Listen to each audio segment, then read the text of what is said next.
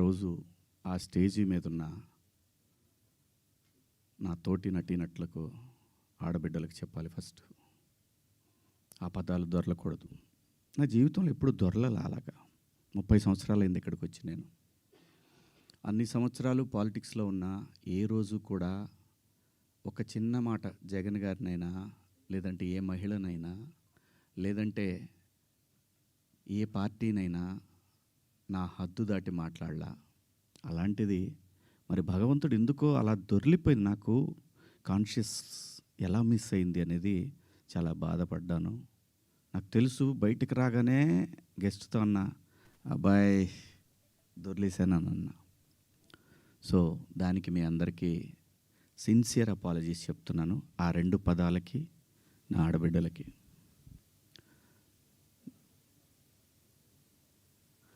ఇక నేను ఇచ్చిన స్టేట్మెంట్కి మాత్రం కట్టుబడే ఉన్నాను. దాంట్లో ఎవరికి భయపడేదే లేదు. ఆ 2 పదాలు మాత్రం unparliamentary. From my soul I regret. అవి మాట్లాడటం తప్పు. Apologies very clear. ఇక మా దండోరా సినిమా గురించి మాట్లాడుతాను. దాని తర్వాత మీరు ఎవరు అడగాలనుకుని అడగచ్చు. ఎందుకంటే 2 రోజుల నుంచి దాదాపు 36 అవర్స్ అయింది నేను పడుకొని. 2 రోజుల నుంచి నేను ఈ ప్రమోషన్స్లో నేను పార్టిసిపేట్ చేయలేకపోయాను. ఓ ప్రొడ్యూసర్ నమ్మి మన మీద సినిమా ఇచ్చి ఖర్చు పెట్టాడు, రాలేకపోయాను. అంటే నాలోనే అంతర్మదనం. ఎందుకు ఇలా జరిగింది? అన్ని సంవత్సరాలు పాలిటిక్స్లో మాట్లాడినా ఎప్పుడు తప్పు మాట్లాడాను నేను. ఎందుకు ఇలా జరిగింది? ఏమైంది అని అనిపించింది. సో అందుకే రాలేకపోయాను. సో రేపు రిలీజ్ అవుతా ఉంది కాబట్టి ఖచ్చితంగా మాట్లాడాలి. ప్రొడ్యూసర్ గారితో చెప్పి, సార్ నేను సినిమా ప్రమోషన్కి వస్తానని చెప్పి ఈ ప్రెస్ మీట్ అంటే ఆయన అన్నారు, ఎందుకులేండి అనవసరంగా మళ్ళీ కాంట్రవర్సీ అవుతుంది. లేదు మీ దగ్గర డబ్బులు తీసుకున్నాను కాబట్టి నేను ఖచ్చితంగా మీ సినిమాకి నేను నా వంతు నేను ప్రమోషన్ చేయాలి అని చెప్పాను. అలా రేపు 25వ తారీఖు క్రిస్మస్ నాడు రిలీజ్ అవుతుంది ప్రపంచవ్యాప్తంగా ఈ సినిమా. తప్పకుండా మీ దగ్గరలో ఉన్న థియేటర్లో మీకు వీలైతే చూడండి. ఒక మంచి సినిమా. సమాజాన్ని పట్టి పీడిస్తున్న కాస్ట్ సిస్టమ్ మీద ప్రేమ పట్ల ఉన్న వ్యతిరేకత తరతరాలుగా నడుస్తున్నా కూడా భవిష్యత్తులో కూడా నడుస్తుంది. ఆ వ్యతిరేకత కుటుంబాల నుంచి వాటిని గాఢంగా గట్టిగా స్పృశించింది ఈ కథ. అలాగే అసమానతలు, ఈ మనుషులు ఉన్నంత వరకు ఉంటాయి అసమానతలు. ఎన్నోసార్లు చెప్పే ఉంటారు, అయినా మనుషులు మారతారేమో అనే ఆశతోటి పని చేసుకుంటా పోవాలి. నెక్స్ట్ తరాలకి అందించి మనం వెళ్ళిపోవాలి. అలా చేసిన సినిమా ఇది. అలాంటి ఒక మంచి కథతో కొన్ని యథార్థ సంఘటనలతో బేస్ చేసిన సినిమా. ఈ సినిమాకి పనిచేసిన ఆర్టిస్టులు అందరూ కూడా చాలా గొప్పగా చేశారు, చెప్పాను మొన్న. అలాగే ఈ సినిమాకి పనిచేసిన మ్యూజిక్ డైరెక్టర్ కానివ్వండి, ఆర్ట్ డైరెక్టర్ కానివ్వండి, ప్రతి ఒక్కళ్ళు కూడా నేటివిటీని ఆ 1998, 2000 ఇంకా అంతే 2005 ఆ మధ్యలో వచ్చినటువంటి ఇన్సిడెంట్లను బేస్ చేసుకొని ఒక చక్కటి లవ్ స్టోరీ విత్ కాస్ట్ని గట్టిగా చాలా గట్టిగా స్పృశిస్తూ చేసిన సినిమా ఇది. సో దగ్గరలో ఉన్న థియేటర్ తెలుగు జాతి మొత్తం వాళ్ళ మాటల్ని వింటూ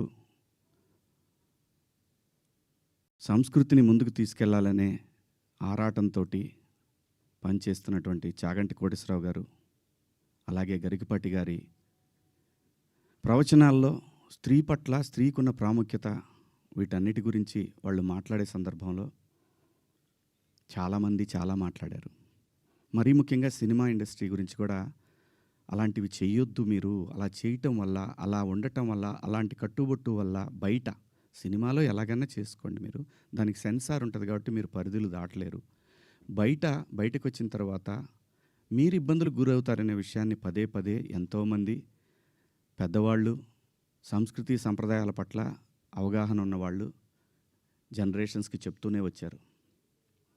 నేను అలా మాట్లాడటానికి ప్రధానమైన కారణం ఏంటంటే, లూలు మాల్లో నిధి అగర్వాల్ తను పడ్డ వేదన తన కారులోకి వచ్చిన తర్వాత తను ఎంబ్రాసింగ్గా ఎలా ఫీల్ అయిందో అది నా మైండ్లోంచి పోలేదు.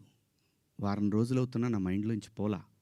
ఆ తర్వాత ఇమ్మీడియట్గా సమంత గారి మీద తెలుగు సినిమాలో నేను ఈ ఇండస్ట్రీకి వచ్చిన తర్వాత 90% ఆర్టిస్టులు, ఫీమేల్ ఆర్టిస్టులు ఎప్పుడు కూడా లైక్ రమ్యకృష్ణ గారు కానివ్వండి, జయసుధ గారు కానివ్వండి, విజయశాంతి గారు, వీళ్ళు కట్టుకున్న శారీస్ మీద, వీళ్ళు వేసుకున్న డ్రెస్సుల మీద షాపుల్లో అమ్మేసేవాళ్ళు అనమాట. నేను ఎవరిని ఈ డ్రెస్సులు వేసుకోండి, ఆ డ్రెస్సులు వేసుకోండి, మీరు కప్పేసుకోండి అని నేను చెప్పలేదండి. నేనెవరిని చెప్పడానికి? సమాజంలో ఏ రుగ్మత వచ్చినా కానీ సమాజం సినిమా వల్ల చెడిపోతుంది, మీరు వేసుకునే డ్రెస్సుల వల్ల చెడిపోతుంది, మీ సినిమా వల్లనే ఈ ప్రపంచం నాశనం అవుతుందనే మాటలు వింటూ ఉన్నాం. కాబట్టి తరచూ ఇక్కడే బతికి, ఇక్కడే నా కుటుంబాన్ని ముందుకు తీసుకెళ్తూ, నా పిల్లల్ని చదివించుకుంటూ, ఇక్కడొచ్చిన డబ్బులతో చదివించుకుంటూ, సినిమాని ఎవరు అనకూడదు అనే పంతాలో మనం ఎందుకు వాళ్ళకి అవకాశం ఇవ్వాలనేటటువంటి ఆలోచనతో నేను ఆ సందర్భంలో వచ్చిన మాటలు నాకు ఇప్పటికి కూడా నాకు నమ్మబుద్ధి కావట్లేదు. నేను ఆ 2 పదాలు నాకు ఎందుకు వచ్చినాయి. ఇందాక మన జర్నలిస్ట్ మిత్రులకి నేను నా ఫోన్లో ఉన్న మెసేజ్లు చూపించాను. ఏమని? ఫస్ట్ నేను అపాలజీ చెప్పింది నా భార్యకి. వెంకట గారు మీరు చూశారు కదా, ఎన్ని గంటలకండి? నైటు 1:30కి. 11:18 మా వాడికి నాకే ఎందుకో కొట్టింది, ఏది జారింది, క్షమాపణ చెప్దామని చెప్పి బాత్రూంలో, ఇంట్లో వాళ్ళందరూ బాధపడుతుంటే బాత్రూంలో షూట్ చేసి నేను మా వాడికి పంపించా. అది మీకు కూడా వినిపించాను వెంకట గారు, వేణు మీకు వినిపించాను. ఈ వీడియో కాదు, ఇప్పుడు చూస్తున్న వీడియో కాదు, అంతకుముందే ఆ వీడియో 11:18 ఉంది. నేను మా ప్రసాద్కి పంపించా, వేసేద్దాం అబ్బా ఎందుకని. అది అందరూ ఫ్లోలో వెళ్ళిపోయింది, పెద్దగా ఏమీ లేదు, ఎందుకు కెలుక్కోవటం అన్నారు.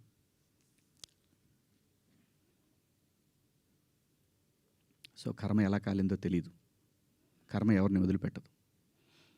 అలా ఆ సందర్భంలో నేను వాడిన 2 పదాలు తప్ప నేను గమనించానండి. నైటు 11 తర్వాత 12 తర్వాత మీరు చూసుకోండి, 12:01 తర్వాత కొన్ని ట్వీట్లు వెళ్తూ ఉన్నాయి. ఎవరికి ట్యాగ్ అవుతూ ఉన్నాయి? నాకు నిద్ర లేదు, పేర్లు కూడా గుర్తురాట్లా. స్త్రీల సమస్య మీద మాట్లాడుతూ ఉంటే మన రాహుల్ వైఫ్ చిన్మయి గారు ఆవిడకి వెళ్తూ ఉన్నాయి, ఆవిడకి ట్యాగ్ చేస్తూ ఉన్నారు. ఇక్కడి నుంచే మొత్తం ట్యాగ్ చేస్తూ ఉన్నారు. ఆ తర్వాత మన అనసూయ గారికి ట్యాగ్ చేస్తూ ఉన్నారు. ఎందుకు చేస్తున్నారు నాకు అర్థం కాలేదు. సర్లే ఏదో పాపం ఆవిడ మాట్లాడుతూనే ఉంటుంది ప్రతిసారి కూడా, తప్పేం లేదు. నా తరఫు నుంచి 2 పదాలు దొరికినాయి కాబట్టి ఐ హ్యావ్ టు బేర్. ఏదైనా బేర్ చేయాల్సిందే. మనం దాన్ని ఓట్రిచ్చి కొట్టినా దానివల్ల ఏం ప్రయోజనం లేదు. ఎందుకంటే తప్పు నా వైపు ఉంది కాబట్టి నేను సర్దుకొని వెళ్ళాలి, తప్పదు. క్షమాపణలు చెప్పాను, ఇంకా చెప్తాను కూడా. ఆ 2 పదాలకి నేను ఎప్పుడు సెట్ అవుతానో నాకు తెలియదు, నా మైండ్ ఎప్పటికి సెట్ అవుతుందో తెలియదు. అటువంటి పరిస్థితిలో ఉన్నా. నేను నా భార్య అయితే అసలు నువ్వు ఇలాంటి స్టేటస్లో ఉంది. ఎందుకంటే ఎవరికైనా ఫ్యామిలీయే ముఖ్యం. తను రేపొద్దున వాళ్ళ బంధువుల్లో ఇదేంటి ఇలా మాట్లాడాడు శివాజీ అంటే తను ఎంబ్రాసింగ్గా ఫీల్ అవుతుంది కదా. నా పిల్లలు వాడి ఫ్రెండ్స్ ఇదేంట్రా మీ నాన్న ఇలా మాట్లాడు, విచ్ ఈజ్ హర్టింగ్. నా ఇంటెన్షన్ బ్యాడ్ లేదు. ఇంకొకటి, 30 సంవత్సరాల నుంచి నేను ఇక్కడ ఉంటున్నాను, ఏ రోజు నా దగ్గర నుంచి తప్పు జరగలేదు. ఆవేశంగా ఒక లెటర్ మాకు వెళ్ళిపోయింది.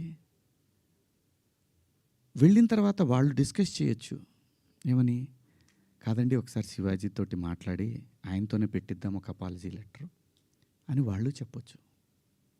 ఇవేవి జరగల. ఎవరికాళ్ళు ఆవేశంగా government of Andhra Pradesh, government of Telangana, CC to CP, CC to మహిళా commission, CC to PM, CC to international affairs. Why? ఒక్క మాట నన్ను అన్న ఏందన్న ఇట్లా మాట్లాడు. సారీ అమ్మ. నాకెవరు ఫోన్ చేసినా నాకెవ్వరు ఫోన్ చేయలేదు.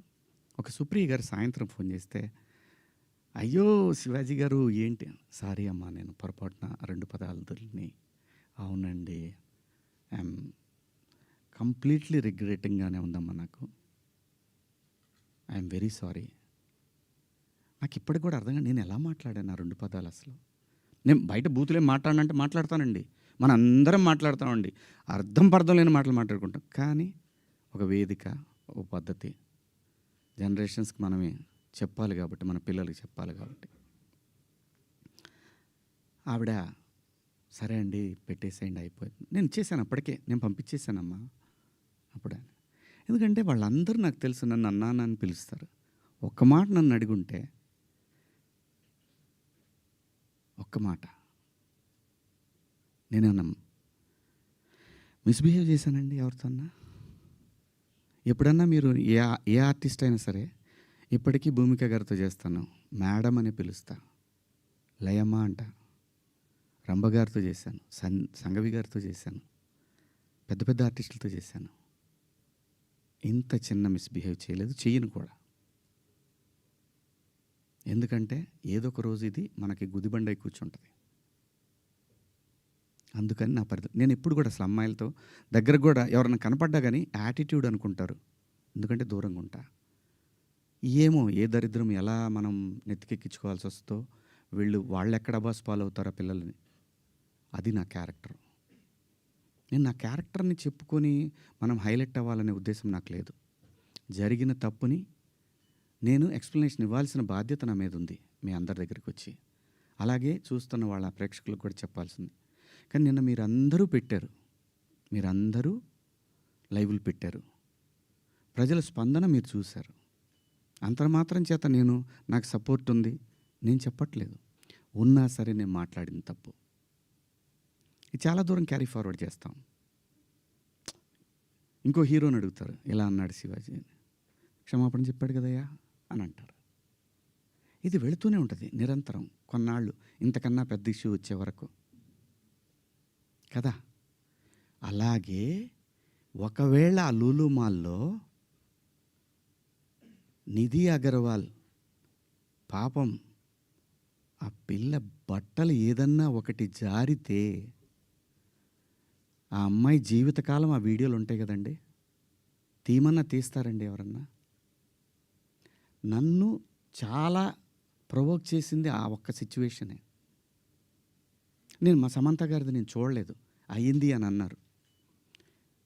నేను అంటాను మీరంతా ఇప్పుడు నేను చెప్పిన మాట ఏంటి, అమ్మా మనకెందుకు ఈ దరిద్రం, ఇట్లా జనంలోకి వెళ్ళినప్పుడు కాస్త మంచి బట్టలు మీరు ఏమన్నా వేసుకోండి, చీరలు కట్టుకుంటారు. ఇప్పుడు మీరు వచ్చారమ్మా, చక్కగా నిండుగా వచ్చారు, ఎందుకు వస్తారు?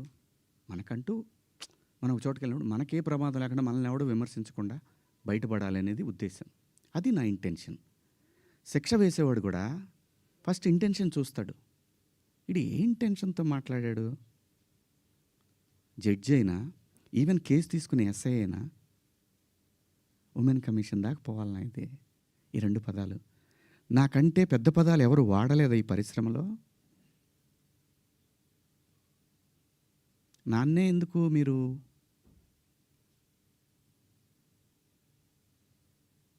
ఎందుకు నేనేం చేశాను?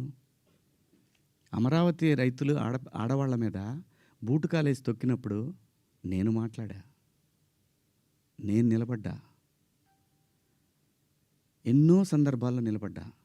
జంజీ కోసం ఫైట్ చేశాను నేను. రాబోయే తరాలైరా ఇవన్నీ, మీరు తినేస్తారేంట్రా అని అడిగాను నాయకుల్ని.